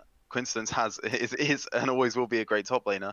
So the thing is that Dusty roster actually has the ability, if it wanted to do a really good job in playoffs. It has the ability to upset this Munster roster, and it's really like a 55-45 going into this game, which maybe people wouldn't expect from the numbers, but from the actual play, Dusty have looked substantially better in the last couple of weeks, and I think there's a lot of credit due to that roster there. Definitely. Yeah, I mean, like when we were doing our tier lists and stuff, I think it's partly because we didn't know many of the players, but I think that's maybe why, because there's not really like the UK presence on there too much, other than I think like Jack Spectre had like maybe 1 or 2 splits. Like Tom said, it's like a bit harsh to say it, like we didn't care that much. Again, I think a lot of it is because we don't really know too many of the players, not perhaps too invested. But then seeing them get a 2-0 week is obviously just a good way to get eyeballs on them and make people actually pay attention. If they do go and beat Munster now, then we'll definitely be more interested, I think. So yeah, it'll be an interesting one. Then we're moving on to day 2 of this kind of super week, and it's Tricked against Fnatic. Tricked, that I found that was the only game I got wrong last week, was Tricked against flipping M&M. Pad done me in there, ridiculous. But he was so confident. Like that, if you think of any of the ones I would have got wrong last week, that just it didn't seem like it was going to be the one. Anyway, against Fnatic, obviously Tricked will want to bounce back, but they're gonna have to do it against the hardest team they could possibly be trying to bounce back against. I'm going to go for Fnatic. I don't see anyone beating them at the moment, really, especially not in like just a best of one. What do you make of both of those teams so far in the split? Tricked is obviously one that I quite like, just because they don't always just play the meta stuff, but I think that's kind of like, I've just got a soft spot for that in general, like people that just play weird shit. But they actually got wins with it. It's not like just totally picking rubbish out of nowhere. So what do you make of Tricked? They got like a bit of a shout out on the LEC from Forskuren as well, which I'm sure would have boosted their egos a bit. Maybe even just after that they might take that, and now that could even help them against Fnatic. What do you reckon, Torok? Do you reckon they've got a chance? Tricked are interesting because I really like their top side of the map. Just off the top of my head, that Sof is a really good jungler. I expect him to go really far if he keeps working the way he does, and the way he communicates and plays the game is really good. I think the best thing about Tricked is they're not just, and maybe this is my way of viewing it, but Fnatic Rising will sit back and say, come beat us, we're the better players. Yeah, we may drop one game during the split, but we're not that bothered. The great thing about Tricked is they push for execution all the time. So they'll play something that requires execution. And it's such a good thing for a team if all your players are invested in wanting to do that, right? So, Aaron wanting to play Pantheon, Wazel playing Azir top lane, Elise, all these champions which do require you to be working on waves, on windows, and if you miss one, you are in a really sticky situation, right? Like, it's not a good spot to be in if you screw up just once with what Tricked are doing. And this is where I'll give that roster leeway. I don't think it's an incredible roster. As in, I don't give it the same praise as maybe Riddle would in terms of how high the ceiling is for Tricked. But I think what Tricked do and what Tricked have done amazingly well is push their limits and their limits of their execution the entire split. So I don't see them beating Fnatic. I'm sorry, Pad. I apologize. I think Fnatic do take it, but Trick do a lot of good things, and that roster definitely can do really, really well. So I'm excited to see them in playoffs, hopefully. I'm gonna go for Tricked. So the reason why I'm gonna go for Tricked is because I actually genuinely think that if there's one way you're gonna beat Fnatic Rising right now, it's through fundamentals. It's kind of getting those fundamentals correct and trying to, when, as you said, when Fnatic are aside, well, if you don't do anything, Fnatic will just suffocate you and take you in 25-30 minutes. But if you can beat them in those kind of like one-on-one matchups or those fundamentals, which I think that is what Tricked have done very well, and I think that's why Tricked are so good, because while individually I would say that they're not like the greatest players, well, they're still really good, obviously, but not compared to like Fnatic. I think that how they work and kind of how they know how to get a victory and to get those advantages has put them above a lot of other teams, I think, in the NLC. And I don't think that Fnatic are going to go undefeated now, because I do feel like there is still. It's hard to say that there's weaknesses, but I do look at Pride and I do look at Bravado sometimes, and maybe it's just because I'm thinking of last split, but I think that I do believe that Tricked will beat them, because I just think that maybe it's a case of Fnatic now. I think they've confirmed first. I generally don't think they could go anywhere. I think that's it for them. So maybe for them there's a little bit more of experimentation of looking what they can do, and if there is experimentation, then the team which will beat them is Tricked, because they will get the basics right and they will do the job there. I think. I know I made that sound a lot more convincing than what I said, but I still think it's going to be like, I'm still thinking 60% Fnatic win, but I'm going with my 40%, because I do feel like while Fnatic have been undefeated, I look at kind of what the Excel roster was, which went undefeated in the last bit, and I do actually, if I compare the two sides, I would still have picked that Excel roster, and I do think the overall league has actually increased more in terms of quality. So, Tricked. Yeah, we'll go for it. Why not? Go on, Pad. Just lost to Eminem. What a contrast. Yeah, I think what you said there about them locking in first, like, it makes a lot of sense. It's it wouldn't be the first team that did it. Like, happens to G2 every split. Obviously before this one. When once they lock in first or even lock in playoffs, they just they call it experimentation, and for them it may just be a bit less effort. But once you've locked in first, there's not really as much to play for at that point. It is a time where they can experiment and try new things, and maybe they get caught out. So then after that, then we've got the match of the week, a big relegation scrap / playoff hopefuls match between Barrage and M&M. Before I give mine, Torok, do you know what patch it's going to be on? Is it going to be on 10.15 yet? Yes, 10.15. Oh. Caitlyn buffs happened. Yeah. Den Voxney, isn't he like a Caitlyn, or he was like a Caitlyn one trick? Ages ago, yeah. Alright then, since it's 10.15 that we're on then, I'm going to go Barrage, and I'm going to say that they'll let Caitlyn slip through the cracks, and Den Voxney is just going to overtake the whole game with Caitlyn. So that's my thought process. Was he saying Eminem? No, Barrage. Oh yeah, Den Voxney. Yeah, God, yeah. Come on, Tom. Oh, never mind. Yeah. Yeah, so I'm going Barrage, Go but on. Sorry. with looking at last week, Eminem probably look the stronger team at the moment. So it's a tough one, I think. if it was on 10-14 and there was no Caitlyn 3 extra AD for Denvoxney to utilise, I'd have probably gone the other way. So it's a fine margin, I think. What do you guys reckon? Well, I mean, taking a look at these two rosters, Barrage.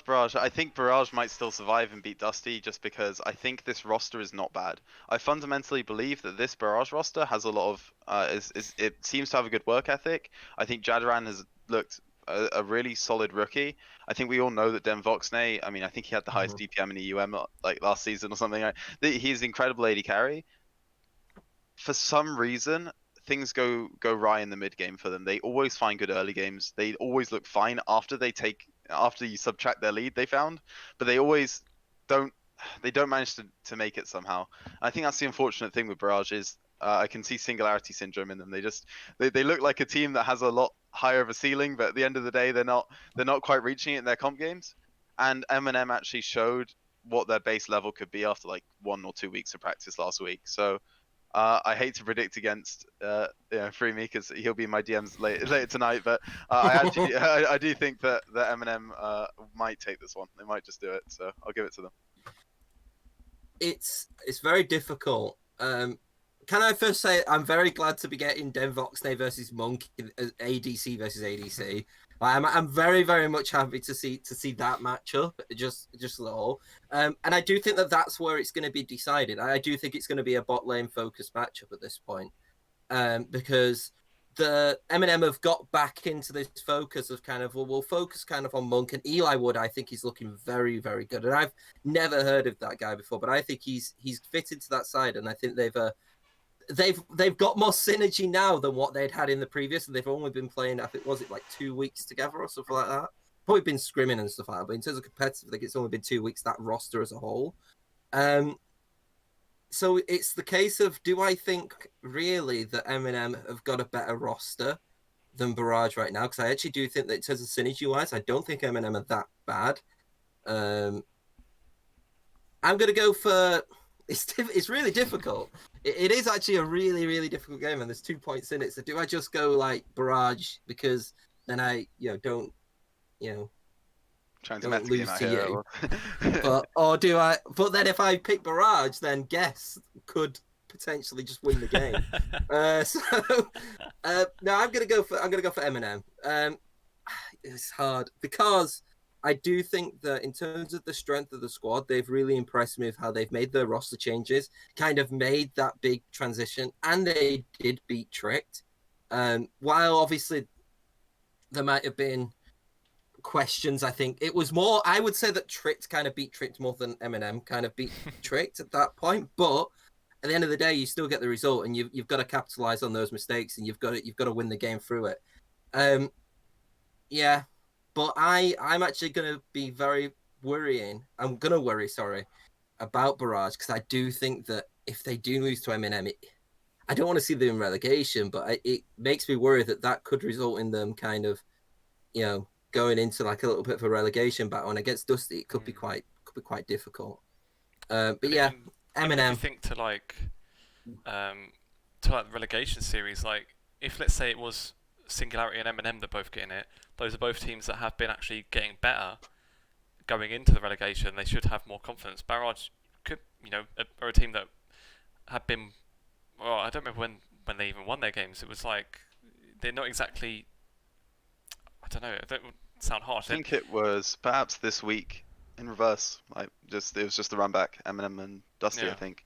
Yeah. Mm-hmm. So it's like, but they're not exactly been like huge improvements like we kind of seen with M&M. It could be a thing where if they do slip at the last week and end up in relegation, this could even be like a loss in confidence, perhaps make it even harder. So yeah, not nice to see either of the UK teams. Sorry Dusty, but we'd rather it be you. But anyway, game 3 then on the second day is Riddle against yourselves, Singularity. I'm gonna go Riddle. I think it'd be a bit much for me to say that you'll beat BTXL and Riddle in the same week. I'm sure you can sympathise with that. And I do need points as well, so I've got to kind of be level-headed in some of them. So yeah, I'm gonna go for Riddle on that one. But again, we talked about that they're a team that a lot of the games haven't really turned up, and you guys have been on the kind of constant upwards trajectory. So you never know. Wouldn't be the biggest shock, I don't think. I think Godsent beating them would be a bigger shock than this, to be honest. You just wait until the Singularity shotgun fires good for one round. We're gonna hit both. We're gonna nail both this week. From our side of things. This is our game we're most comfortable going into because we think Riddle are not going to respect us whatsoever, and I think that gives us a distinct advantage versus roster. They didn't respect us last time. We should have beaten them last time.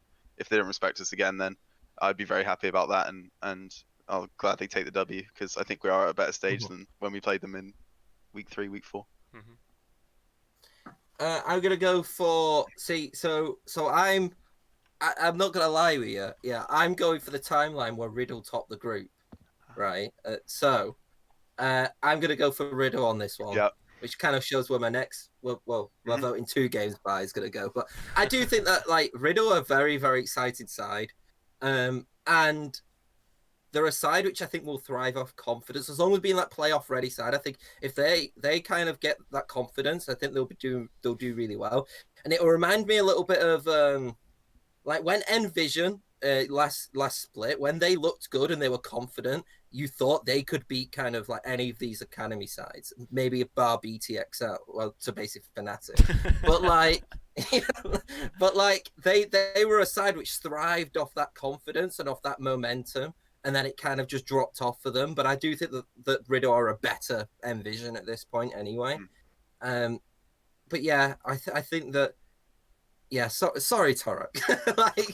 I'm gonna go for Riddle on this one. Nothing to apologize for. Riddle topping the group is actually a good call. I think it's one of those that will pay off richly, or you'll look like an idiot. But it's okay. It's one or the other. All they need to do is draw with BTXL because they have the head-to-head on them. So it's not even like that. That's such a crucial head-to-head.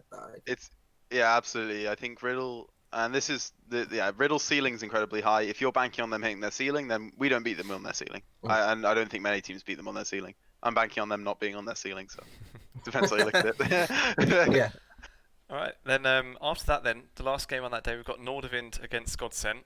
Does that mean, Tom, you're going for Godsent on this one in your? No. This is Nordavind. No, this is Nordavind. But then wouldn't that put them? This. Would that not put? No, I had Riddle beating. I had Riddle beating Nordavind. Of course. No. True. Yeah. So, I don't know what that was. So yeah, I'm going to go Nordavind as well. I don't think it's like a particularly mad one. We've kind of spoken about Godsent, how they've, teams should be kind of caught up and everything by now, and they shouldn't have that extra help of just all being mates. What do you make of Nordavind then? Because they've been a side that are obviously still only 1 point off top. Have looked pretty good, we thought, and then but then when we had, I think it was Pad when he was on, he seemed to think they weren't actually all that. So, what do you make of Nordavind? Nordavind was a roster I expected to be much worse than it actually turned out being. So actually, I guess I viewed them from a different light than the community, and the fact that I could imagine that roster really not being that great. Considering what Nordavind had put forward, and maybe this is why I felt comfortable with our prep going to week back as well, was that I think Nordavind have a very clear identity. I think they also have a very clear issue within their roster. And whilst that it remains and whilst that exists, I don't think you'll see Nordavind reaching the same ceiling as that I project for Riddle, that I can even project for Munster to some extent, because I think that the hole in Nordavind's entire team is that bad.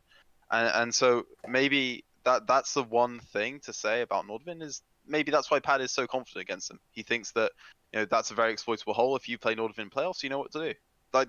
It writes itself for you, I think, versus Nordavind. So that's probably where Pad's looking down on it and saying you shouldn't have a roster with these sort of weaknesses. I guess you can also say, well, there is a base level to Nordavind that they can perform at, and I'd expect them to beat Godsent with that base level in mind, right? So, yeah. I think as well, what's interesting with Nordavind is that they feel like a side, and obviously with the way that ERLs, I don't want to kind of predict that this is what's going to happen, but they feel like a side where it's like they could just replace like 1 or 2 players, and I think that it could make like some huge differences. It definitely feels like a little bit of a work in progress, this roster. And I don't. They could just change all 5 because that's how the ERLs work sometimes. Yeah, but I would hope that they kind of look at keeping a couple of those players and players which they identify, and then say, right, okay, let's build and support these. So maybe like your Mummus, and someone like that. Keep them around and kind of develop a squad. And because right now, like they get playoffs and they go high I think in the playoffs. I think that's I would say it's a success, but I think it's, like I said, it's a work in progress for an org like Nordavind, and they are definitely a side. Like they did it with is it Bebop Booley, who was previously at Nordavind anyway. So they're a side who is willing to kind of keep these players for a little bit longer than one split anyway.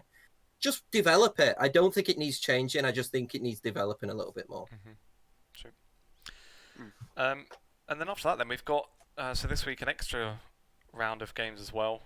It's like the final. It's a lot of games. Yeah, a lot of games. It's crazy. On the first day of that, we've got XL against ENCE. We've kind of spoken about XL. They've obviously not. Well, actually, I don't think we did speak much about XL. No. They're a team. They've obviously not looked like they did. As strong as last year, where they at this point they hadn't still lost. We talked about how the league in general is obviously a better quality as well. That may well play a part. What do you think of their kind of transition from special to hat-tricks then? Because we had hat-tricks as a guest early on in the split, and he kind of said he wasn't just necessarily going to come in and just fill the role that special had. That he would want to be played around every now and then, whereas before it was just the deadly show pretty much. And it's kind of not it's not been bad for them. They are top of the group, but they've obviously not looked quite as dominant as they used to. How do you see, or what do you think is the reason why things have changed a bit? Do you see it as just kind of revolving around the mid lane change, or do you see other teams just kind of catching up? What do you kind of make of their split so far? So this is one of the things I've been, and it's hard to criticize them for this. I think it's a much fairer criticism come next year. I think come spring, but this is why I'd actually take a different approach to sort of the continuity in BTXL. I still struggle to understand as an academy roster whether Taxa or Sendo will actually be playing in the LEC, because this is what I look at with Excel and maybe this is the same reasoning with Pride as well, is that if you're an academy roster, you should be fostering players who you believe have the potential to be in the LEC, and not just in the LEC but a good LEC player. So and this is my perspective, I think Mad do an incredible job because they do a lot of good research. I think their academy roster at the moment is not going to be winning LVP SLO. It's not going to do it. But maybe it might, but it's unlikely, right? But I think given that roster and the solo lanes they brought in, I think it's Calum and Peng. You probably won't even know them, but they're very, very young. I think it's 16 and 17, right? And I don't believe Excel are following that same model. I think what they're doing is they're saying, oh, we're just going to keep the players we know work hard and they'll tide over our academy. And I don't like that. And so I think Sendo and Taxa are a huge problem for this roster. I think they cap it. I think Hat-Trick's change was perfectly fine. I think it's actually a good change for them because I believe Hat-Tricks can be LEC level. And I also believe Deadly and Kasing have been performing as good as they always have. So maybe it's just that the teams have got better around them. I think that's probably the best thing to say. Sendo and Taxa looked the best in class when it was the UKLC. Now there is now there's a larger pool. There's new players coming up. There's better players coming up. I think Excel have not done the best they could with players, and they've suffered because of that. I think Riddle's roster, for example, is far stronger than theirs if Riddle care. I mean, I will put that caveat in there, if Riddle care. But if Riddle care, Riddle's roster is far stronger than Excel's, and I don't think that should be happening if you're a academy side, really. I think what's interesting though is I maybe dispute you a little bit on Taxa because of just I think of how he's performed, but I can definitely see what you mean with Sendo, and I think though that it's only really Sendo, and the issue is which I think you have with XL is the thing is XL's an organization which kind of wants to win. Like, and they've always been an organization which have feel like that. And maybe because, and I know this sounds really silly, but maybe because obviously they came from the UK scene, that maybe they just kind of want to see what they can do at EU Masters and kind of create this competitive roster for them. And part of me is like, sometimes when you've got kind of players who possibly maybe aren't going to make that giant step, but are still like a consistent level. Does that make other players around them seem better? Because kind of that's the like, you've got to beat these players if you want to do the best. And I think that's why, if I have to like praise them for someone, it's like Kissing. Kissing's a great player, I think, in this level, because while I think he could still play LEC, it'll be lower LEC, but I think he could still play it with a good duo. He's kind of like one of those people where you compare himself to, and you'll get these players who get the chance to kind of scrim these players, who get the chance to kind of compete with these players a lot more than what they would do if he was just an LEC player. I dispute you a little bit on hat tricks. I think that he's not performed as well as I could think what he would have hoped. But then I'm also a bit like, are they just experimenting? Because last time they went undefeated, they then weren't prepared when they lost the game, and it severely impacted them. And obviously you can take this, we're testing new things, we're testing new styles, to an extent. But I do agree with you with Sendo, though. I think that there are better top laners out there who I think if you want to give a chance to, you do too. But I do feel there's a little bit of a loyalty factor with Sendo, which I kind of do respect to a point as well. But there's a point where it's like, there's loyalty, and then there's kind of, you've got to just move on and kind of do your professional job and kind of develop what you're doing. And the fact that they haven't won a EU Masters. Now, if they've won a EU Masters, then I'll be like, well, yeah, they've won a EU Masters, it's fine. But I do agree with what you're saying with that aspect. However, I don't feel like it's necessarily a bad thing sometimes. And I think an academy roster can afford to do that, as opposed to, someone like, ENCE. I don't think ENCE could afford to take that risk. I think what we were saying about Taxa and Sendo, I think I'd be surprised to see Sendo go. I think it's even maybe like for like branding kind of purposes. I think he's got a pretty decent following on his social medias. Taxa, I don't think is quite as active. So perhaps if one of the two were to be moved, I think it would be Taxa. For their play though, I think that would maybe be the trickier one to change. Obviously being the jungler that's kind of at the heart of everything.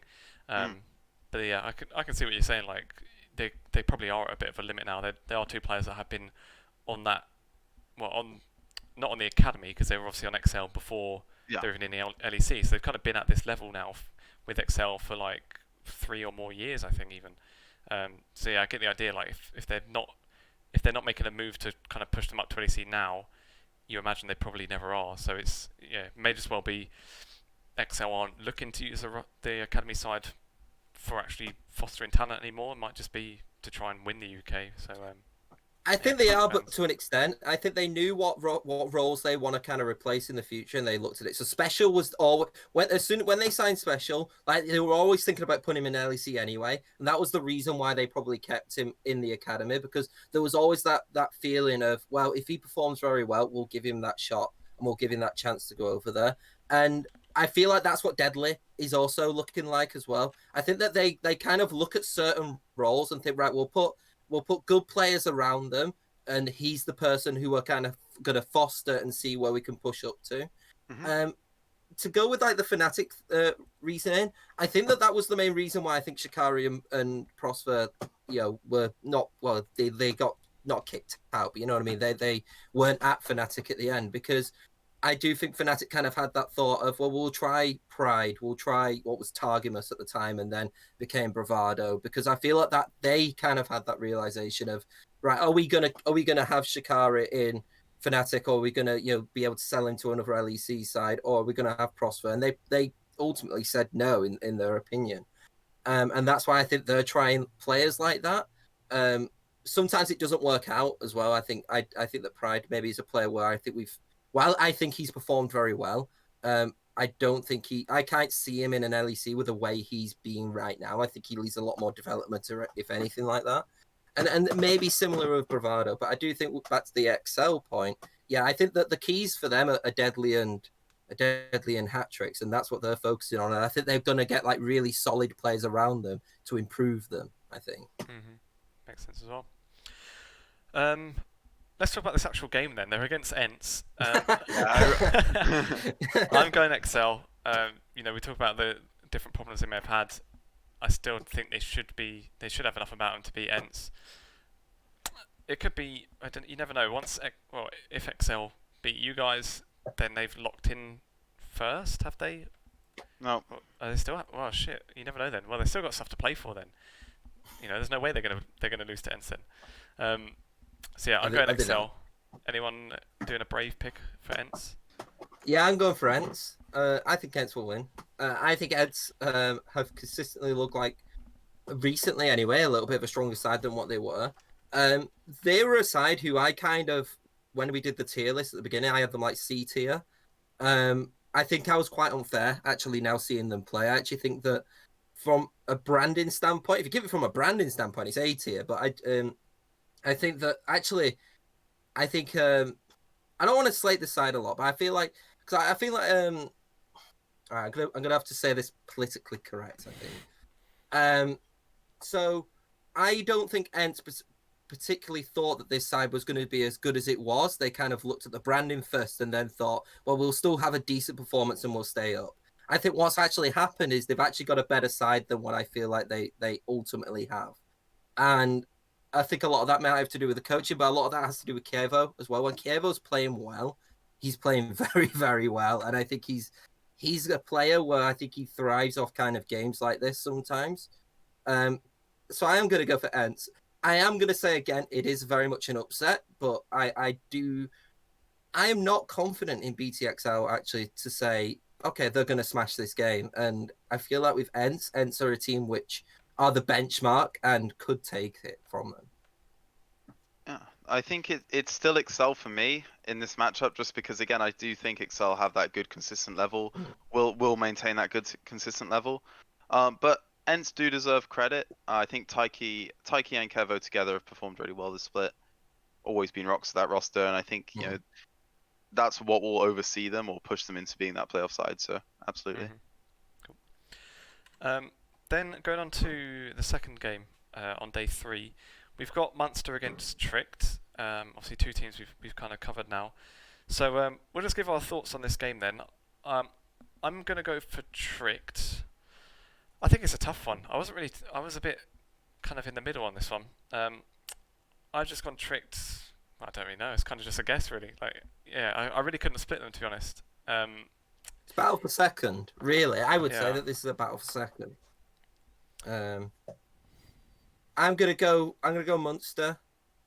Again, I can't really say why, because to be fair, I think if I go in my head, I probably should say Tricked. Tricked looks like a better side right now. But if I go with kind of like, who has the potential, to be really good, I would say that it's Munster. Last game of the day, last game of the week, sorry, I think that they'll, last games for them, and I would say that Munster are going to step it up and hopefully show us a little bit of what they can do.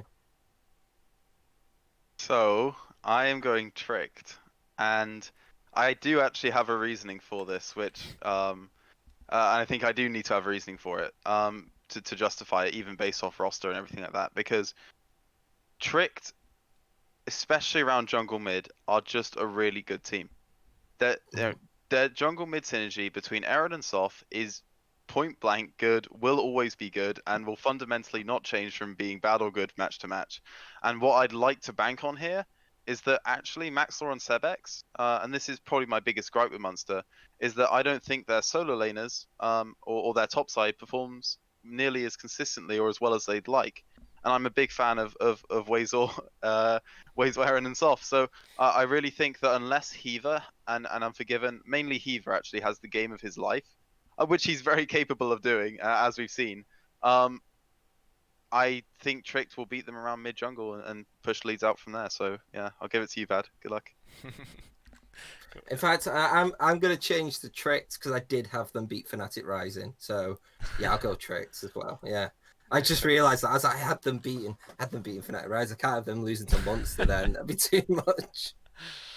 Fair enough. Then the next game after that, then we've got Dusty against Barrage. Another tight one. If Barrage beat M&M, then and we've kind of all said that Dusty will lose to Munster, then that makes this the decider for playoffs, I think. This could literally be a playoff or a relegation battle. Yeah, depending on how factors go. Yeah, it's crazy. I'm going Dusty, but again, it's a tricky one. I think Dusty, we've kind of spoken about how they got their couple of wins quite recently and should have a bit of confidence from that.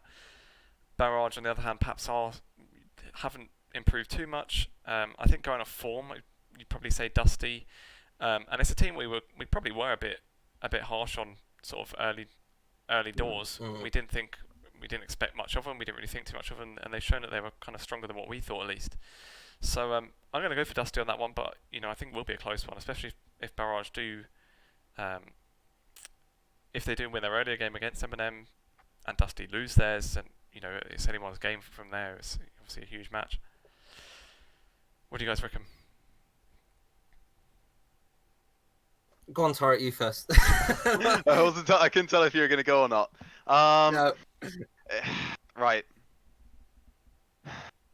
I think it is Dusty. I am, and I've said this before. I am a fan of the Dusty roster, and I think it has.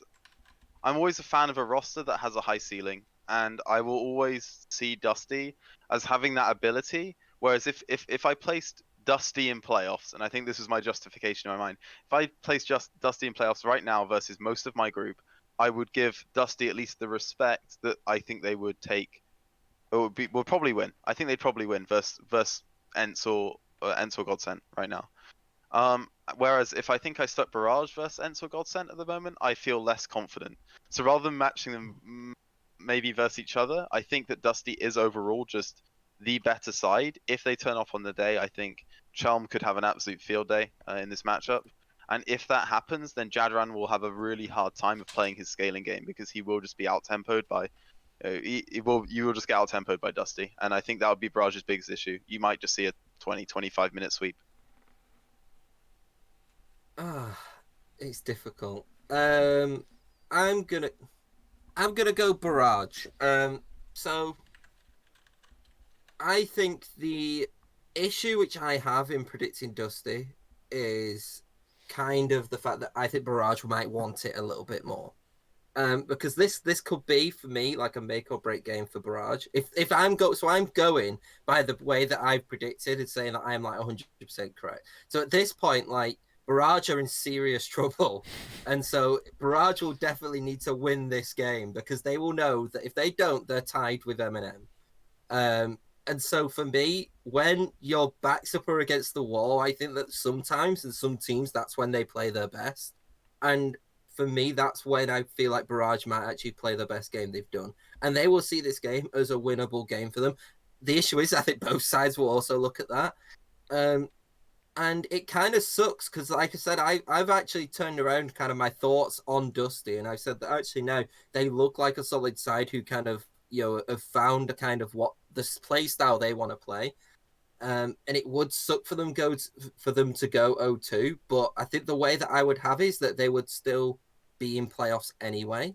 So for me, it doesn't, they would have been okay with that. So there's they would have been, would they be in, they would have been in playoffs because it would have had Barrage and M&M join for me and then Dusty just in playoffs. So for me, everybody wins then. So yeah, Barrage. Nice. Why not? We'll get a best of one until my next prediction. Yeah. No, I'm joking.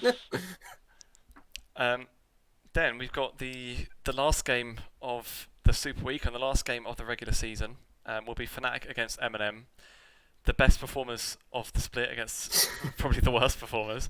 Does anyone see anything other than a Fnatic win? Tom, are you going to go for a mad one and let me catch up? No. Right. So if M&M did win this with the way that I've predicted, that would mean that Barrage would get relegated and M&M would finish fifth, which would be ridiculous. Because I would have been M&M going 2-0. It's not happening. Fnatic are a better side, and I as much as I think M&M have improved, I think Fnatic at their worst can still beat M&M at like very, very good level. So not at the worst, but like in terms of like, if Fnatic were playing like 4 out of 10 and M&M were playing like 7 out of 10, 8 out of 10, I still think that Fnatic could possibly win that game. Because I just think that's how strong of a side they are for me. Any upsets for you, Torok? I can almost imagine Torok, it. just think, you are so far ahead. You are so far ahead. Guess Do us a so favour. far ahead. Yeah. This is the terrible thing, right? Do I represent the guests and just take the safe route, which is probably let's be real, the safe route is Fnatic here, absolutely right. I don't think there's any doubt in that. But there, and this will be my qualifying thought on M&M and why I'll just say I'm predicting it. I'm going to predict Fnatic, but not for me. That's the point I'm at. I'm doing it for the guests. I'm predicting Fnatic for the guests, but because I can Cop very out. much see a world where really I just think fuck it, Eminem. Yes. Right, and this is the justification. Monk is an incredible AD carry. Energy matches Magic Felix. And this is the one thing I'll say is that Energy is a really strong, consistent mid laner, the exact same as Magic Felix. I think if you go scaling for scaling as Eminem in this game, there is a very real world where Energy and Monk can rival carry X Maddie and Magic Felix. And I know it may sound pretty weird considering that one team is literally sixth and may just be dead in the water after playing Barrage. But I can genuinely see carry for carry if Eminem just go team fight comp, nice and safe, Azir, Monk on Cogmore or something like this, right? Eminem can actually take that game. And this is speculation, of course. It is very draft dependent. So I'll be very sad if Eminem go deep into a 1-3-1 or something high execution. But I can see Eminem winning this game, and maybe this is just my confidence in the new Eminem roster, but I think they can take it. So Nice. I'll give it to him. You might get a point back. We'll see. Like my whole predictions is dependent. I've literally labeled my predictions. If all of my predictions were correct, this is what would happen, which is never how you should do predictions. And I have just done it in full confidence. So we'll see what happens. And mine, desperation. With that, then I think we're all good to finish up then on this episode. Thanks for coming on, Torok. Lovely to have you again. I'm sure we'll have you on again in the near future. And for anyone that's been watching, we've had a few in and out, I think, on Twitch, watching it live. If you're still around on there, feel free to follow the Twitch channel. Otherwise, if you're watching later on, either on YouTube or listening on Spotify, you can of course follow on there too. And for anyone that is watching with video either on Twitch or YouTube, then you can see our Twitters on the screen as well. So be sure to drop us a follow. With that's the end of the episode. So yeah, thanks for listening.